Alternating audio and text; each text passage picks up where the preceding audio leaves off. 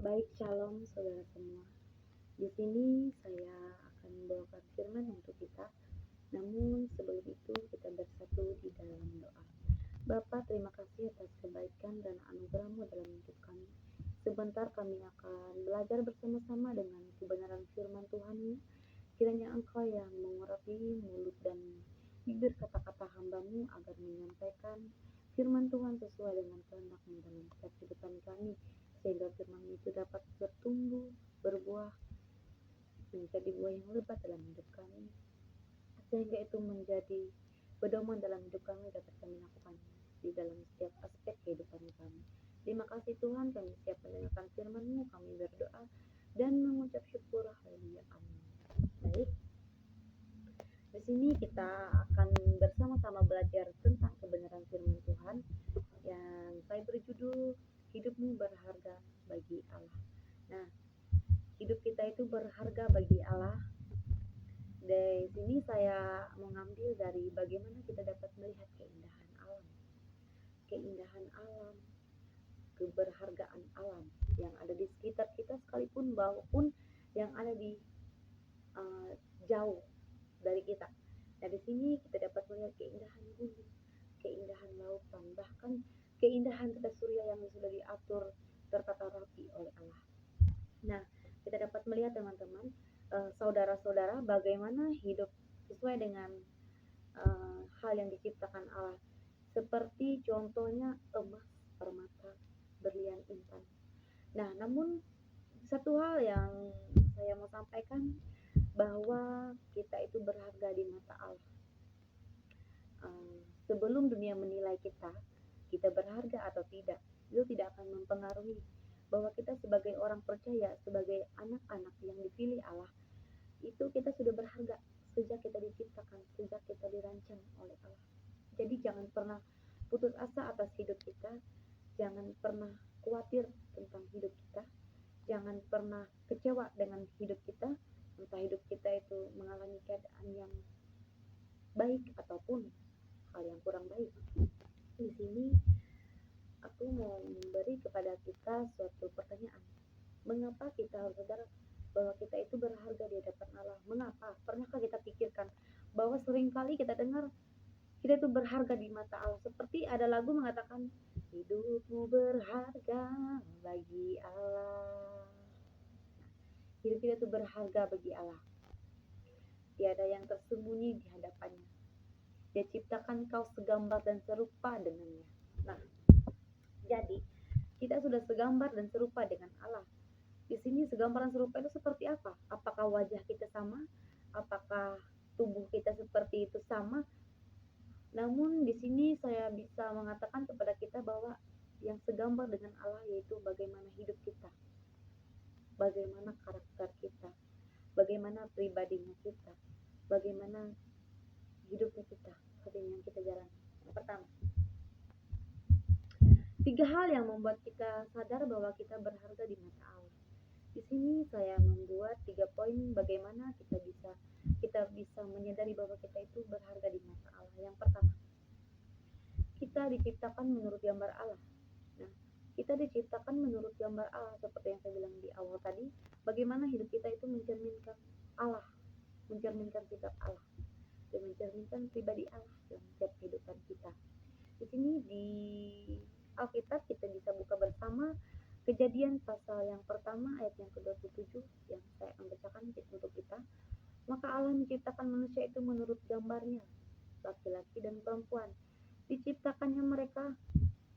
Jadi Allah menciptakan manusia itu menurut gambarnya, laki-laki dan perempuan yang diciptakannya. Di sini Allah memberi nilai yang tak ternilai bagi kita sejak penciptaan, karena kita adalah cerminan dari pribadinya sendiri. Nah, bagaimana hidup kita mencerminkan pribadinya Allah dalam hidup kita sebagai orang percaya? Di sini saya membuat 2 poin. Yang di pertama itu kita tak ternilai. Kita tak ternilai. Orang lain bisa saja menganggap kita, dunia bisa saja memandang kita, dia belum sukses, dia belum berhasil dalam hidupnya karena dia tidak memiliki pendidikan yang tinggi, dia tidak memiliki jabatan yang tinggi, dia tidak memiliki harta benda yang banyak, dan banyak lain yang di pandangan dunia itu berharga. Tapi sebagai orang yang percaya, sebagai orang yang diciptakan oleh gambar dan rupa, seperti gambar dan rupa Allah, kita dapat melihat bahwa hidup kita itu berharga di mata Allah. eh, eh, Terlebih sebelum dunia menilai kita berharga atau tidak dalam hidup ini. Jadi kita berharga di mata Allah sejak penciptaan Allah, bukan sejak kita memiliki kemewahan, memiliki jabatan, tidak. Kita sudah tak ternilai karena apa? Kita bisa mencerminkan pribadinya. Allah menciptakan kita itu menurut gambarnya, menurut pribadi. Di sini ya seperti yang saya bilang, yang kedua, yang pertama diciptakan tak ternilai karena memang kita tak ternilai harganya karena diciptakan oleh sang penguasa langit dan bumi itu sendiri. Dan kedua diciptakan dari pribadinya, ya diciptakan dari pribadinya bagaimana hidup kita itu sesuai dengan apa yang menjadi kepribadian Allah, seperti kasih yang paling utama, pengharapan dan iman kepercayaan. Nah, bagaimana hidup kita ini bisa menjadi pribadi yang baik, yang mengasihi semua orang, yang cinta semua orang, yang adil terhadap semua orang, yang mampu mengampuni setiap orang. Nah, seperti itu.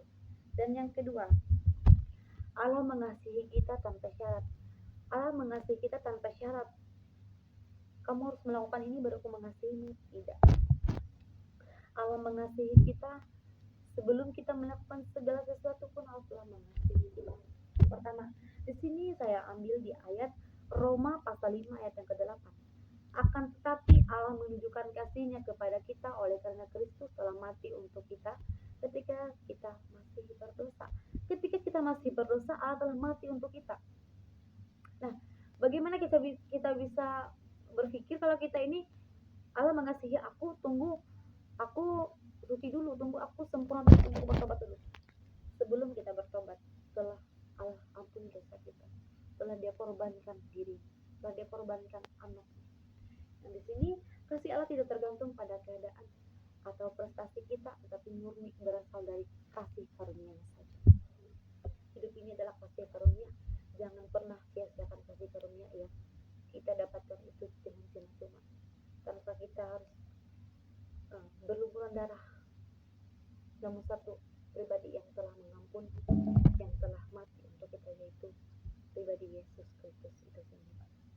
Yang pertama, rela mati demi kita, yang seperti saya bilang tadi, rela mati demi mengampuni dosa kita, demi membayar dosa kita. Agar apa? Agar kita dapat merasakan atau kita dapat mengalami yang namanya hidup yang kekal, hidup yang hidup yang kekal dan hidup yang bisa diampuni di mata Allah. Yang kedua, Allah mengampuni kita. Dan Allah mengampuni kita ini tanpa kita berbuat sesuatu dulu. Dia mati, Dia mengampuni. Dia yang pertama mati, yang kedua Dia mengampuni. Dia telah mati untuk dosa-dosa kita. Kenapa? Dia telah mengampuni supaya kita hidup sesuai dengan kehendak-Nya. Jadi setiap kita yang percaya, kita yang menerima Tuhan Yesus sebagai Tuhan dan Juru Selamat dalam hidup kita, ya kita harus bersyukur, harus merasa berharga. Karena apa? Allah telah mati untuk hidup kita. Yang kedua, Allah mengampuni dosa-dosa kita tanpa kita harus pusing, tanpa kita harus melakukan segala sesuatu yang melebihi kemampuan kita. Namun satu nyawa, satu pribadi, satu tubuh yang telah tergantung di kayu salib di bukit Golgota untuk menembus dosa kita. Itu yang kedua. Yang ketiga yaitu Allah memiliki rencana khusus untuk hidup kita. Saya ambil di Yeremia pasal 29 yang ke-11. Sebab aku ini, sebab Tuhan itu, Allah itu sendiri, mengetahui rancangan-rancangan apa yang ada padaku mengenai kamu. Demikian firman Tuhan, yaitu rancangan damai sejahtera dan bukan rancangan kecelakaan, untuk memberikan kepadamu hari depan yang penuh pengharapan. Di sini Allah memiliki tujuan dan panggilan unik untuk setiap pribadi kita. Jadi di sini yang pertama, Allah menciptakan kita untuk memuliakan. Nah, bagaimana hidup kita ini bisa memuliakan Allah?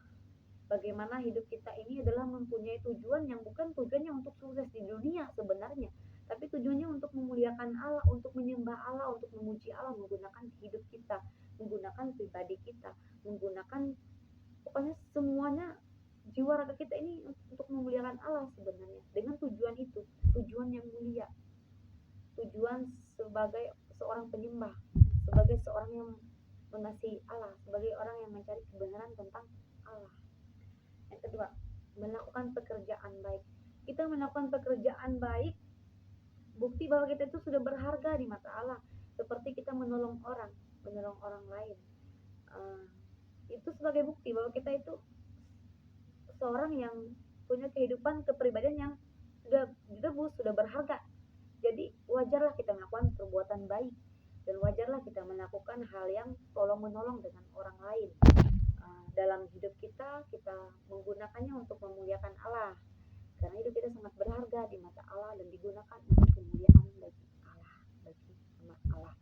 Dan di sini pekerjaan baik melalui perkataan, tindakan, dan juga pemikiran sekalipun, dan juga lewat kehidupan kita sehari-hari, kita dapat mencerminkan bahwa hidup kita itu hidup yang berguna bagi Allah, hidup yang memuliakan Allah. Cerminkan semuanya itu, jadikan hidup kita ini sebagai surat Kristus yang terbuka bagi semua orang, tidak hanya satu dua orang tapi semua orang. Bagaimana hidup yang mencintai Allah, bagaimana hidup yang mengasihi Allah, melakukan pekerjaan baik, melayani Allah, melayani sesama, dan mengasihi sesama. Nah, itu tidak bisa terlepas dalam hidup kita sebagai orang yang berharga di hadapan Allah. Nah, di sini di kesimpulannya, sudah masuk dalam kesimpulan, Allah menciptakan kita dengan tujuan yang baik, tujuan yang mulia, untuk memuliakan Allah. Allah mengasihi kita sepenuhnya, tidak ada bukti kasih lain selain Dia mati untuk kita. Itulah kenapa kita berharga. Dan yang ketiga, Allah menyertai kita dalam setiap langkah hidup kita. Setiap langkah hidup kita Allah telah menyertai dari awal sampai akhir. Allah yang membawa kita berjalan, Allah yang sanggup menuntun kita di jalan di mana proses hidup kita itu berjalan. Allah akan selalu hidup dari awal sampai akhir. Maka dari itu teman, saudara-saudara, jadilah orang yang tidak meninggalkan Allah apapun yang terjadi dalam hidup kita. Baik, ya itulah hidup kita itu berharga di hadapan Allah. Nah, 3 poin tadi, kita diciptakan menurut gambar Allah, kita mengasihi, Allah mengasihi tanpa syarat, dan Allah memiliki rencana khusus untuk hidup kita. Kita nggak tahu untuk itu, tapi kita percayakan semuanya itu adalah rencana yang terbaik, karena Allah merancangkan kebaikan dalam hidup kita. Apapun yang terjadi dalam hidup kita, tetap semangat. Seperti kita setiap hari bangun, berarti kita masih belum selesai untuk hidup ini. Jadilah orang yang berharga, orang yang mencintai firman Tuhan, orang yang mengasihi Tuhan, orang yang Baik, mari kita bersatu di dalam doa. Bapa, terima kasih untuk cinta dan kasih-Mu. Kami telah selesai mendengarkan dan belajar firman-Mu.